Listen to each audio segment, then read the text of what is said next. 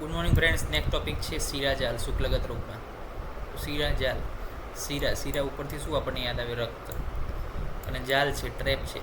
Okay, તો છેદન સાધ્ય છે. ઝાડને શું કરવી પડે? આપણે કાપવી પડે. છેદન સાધ્ય છે.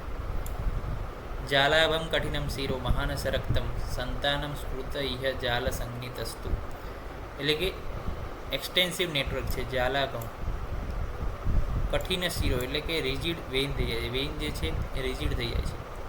મહાનસ રક્તમ, અને એ જે છે બધું શું થઈ જાય છે? Fill with the blood. અને એને શું કહેવાય? શિરાજાલ કહેવામાં આવે છે. Sirajala is known as a condition in which there is an extension branch network of the rigid vein filled with the blood.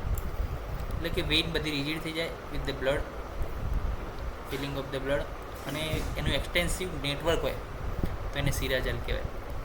ચિકિત્સા શું કરવાની છે? તો કે ઉલ્લિખન મંડલાગ્ર બળિશન અવલંબિતા.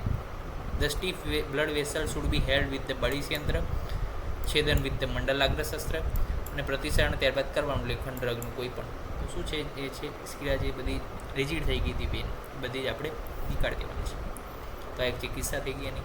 તો આ વાત થઈ ગઈ શિરાજાલ. અને જોઈ લઈએ શિરા પીડિકા પણ સાથે સાથે ત્રિદોષ જ છે અને છેદન સાધ્ય છે. શિરા એટલે બ્લડ વેસલ અને પીડિકા એટલે સ્પેલિંગ. તો એક કન્ડિશન છે કે જેની અંદર white nodular covered by blood vessel are seen in the near Krishnamandal. કૃષ્ણમંડલની નજીક જે છે જોવા મળે છે એક નોડ્યુલર સ્વેલિંગ કે જે કવર્ડ છે બ્લડ વેસલથી. ઓકે, તો શુક્લસ્થા એટલે કે શુક્લ ભાગમાં શીત પીડિકા, વ્હાઇટ કલરની પીડિકા હોય. શિરાવૃત્તા, એને આવરણ કોણ કરેલું હોય? એક પીડિકા છે વ્હાઇટ કલરની શુક્લમંડળમાં, અને એને આવૃત શું થયેલી છે? શિરાઓ થયેલી છે.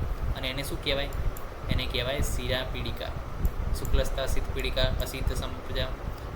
અશીત સંપજા એટલે કે કૃષ્ણમંડળની નજીક શુક્લમંડળમાં એમ. અને શિરાવૃતા એટલે કે જે સ્વેલિંગ છે એની ઉપરની બધા શું છે? જાડું શિરાનું, એટલે શિરા પીડિકા કહેવાય એને. ચિકિત્સા શું છે? તો કે ભેષજ સાધ્ય નથી. સૂચિ યંત્રથી હેલ્ડ કરી અને ચર્મની જેમ મંડલાગ્ર શસ્ત્રથી આપણે છેદન કરી નાખવાનું છે. ત્યારબાદ લેખન ઔષધિ પ્રતિસરણ કરવાનું. યાદ રાખજો, શંખાદી ચૂર્ણથી એનું અંજન કરવાનું કીધું છે આચાર્ય. આ થઈ ગયું શિરા પીડિકા અને શિરાજાલ. શિરાજાલ અને શિરા પીડિકાની ટ્રીટમેન્ટ સેમ જ છે મોટાભાગની, ખાલી એક અંજન એડ થાય છે, શંખાદી ચૂર્ણનું અંજન. તો અહીંયા આપણું શુક્લગત રોગો સંપૂર્ણપણે 2 ડિઝીઝ જે બાકી હતા પ્લસ બલાસ્કતી એક બાકી છે એ પૂર્ણ થાય છે. તો નવા લેક્ચર સિરીઝ સાથે મળીશું. ત્યાં સુધી રજા આપશો. જય હિન્દ, જય ભારત, જય આયુર્વેદ, જય ધન્વંતરી. નમસ્કાર.